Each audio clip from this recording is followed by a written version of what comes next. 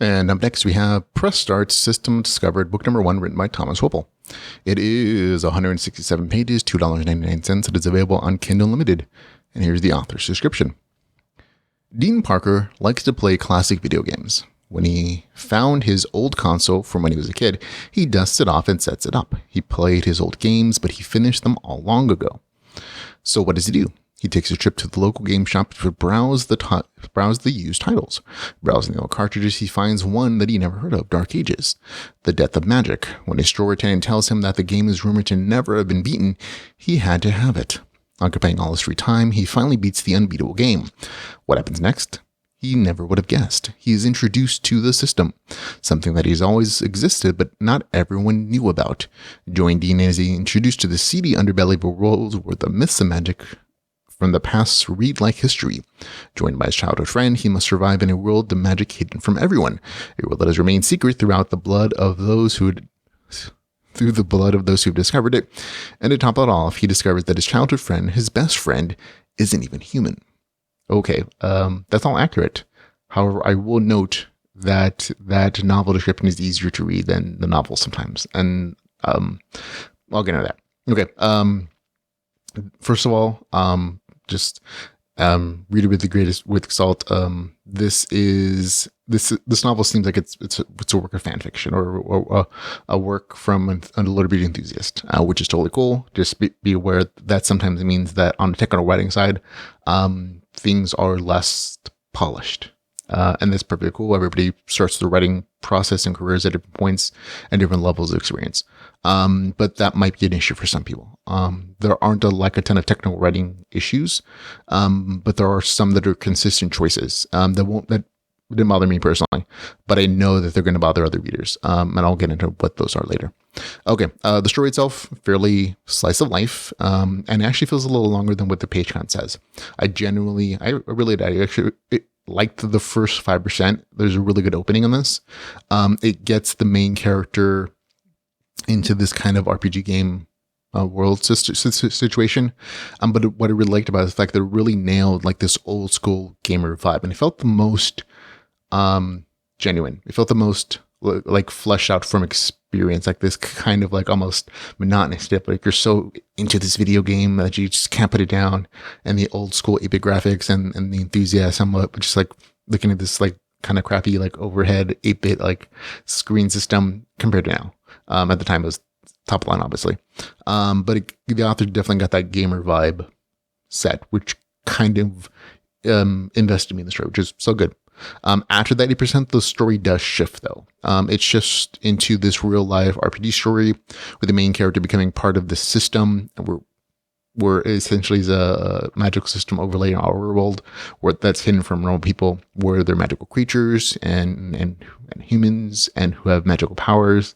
And it's more of this urban fantasy RPG thing that's going on there. So I like a lot of urban fantasy stories like, oh, all the magic creatures and all the magic people, they've existed here this whole time. And we haven't seen them or noticed them because of some whatever quirk. In this case, the system. So there you go. That's kind of the setup for the story, which isn't bad. It's an interesting way to kind of do urban fantasy. And it kind of works in this particular case. The early part of the story is definitely the most awkward, and it's going to be the hardest for people to get through, I think. And I thought when I read it, I was like, oh, this definitely feels like it's written from a fan or from a literature enthusiast. And as the story progresses, you can see the author just becomes more comfortable with the writing style, with the world building. They kind of find their way a little bit in their voice. So again, just read the story with a grain of salt. That's what this is essentially. The earlier part of the story, again, feels the most awkward as it tries to set up the magic and the game mechanic system, and dialogue. I think dialogue is probably the weakest part of the storytelling, on a technical writing side. One, because sometimes there's a definite lack of dialogue tags, which is okay when there's just like one person talking, but when there are 3 people, it's like, oh, wait, who's actually saying this? And it's a little hard sometimes to kind of figure it out. It doesn't ruin the story. It's just like, oh, it's just not as clear. So when I just have to think about who's talking or who's like having this interaction, it kind of takes you out of the moment sometimes. This again, like all the other writing stuff, improves as the story goes on. Just be aware of it. The mid to late story, I think, is probably the better written and developed sections of it, because you get a little more action. The magic system is established, and so it's kind of progressing on its own way. And there were some actually interesting little nuggets of world building that happen along the way. But again, it's the first part is going to be a little hard to get through for some people. Talking more specifically about some of the technical writing issues, the story is written in third person present tense, which might be an issue for some people because it's third person, some people because it's written in present tense. So unlike the actual novel description, it's written in the now. It's not written in the past tense. Again, a few of their small things. Sometimes it's kind of a lack of dialogue tags, and the dialogue in the actual writing sometimes is a little awkward. Again, and it's something that does improve as the story continues on, but in the beginning, it might be a turnoff for some people. And again, if you can get past that early section, which is not terrible, it really is a lot of like game mechanics description and training stuff. I actually like the training stuff, but the writing style is a little awkward, and part of that is the fact that it is third person present tense, and some of it is just somebody finding the writing style. After that, though, it does become something interesting in that it's an urban fantasy RPG kind of system thing. Okay, on the game mechanics side, nothing particularly unique. You get D&D kind of stats, you get mana, health, etc. So anybody who read a little bit is going to be familiar with that system. I don't think the author really needed to define everything as detailed as he did, but I get that everybody that makes those choices.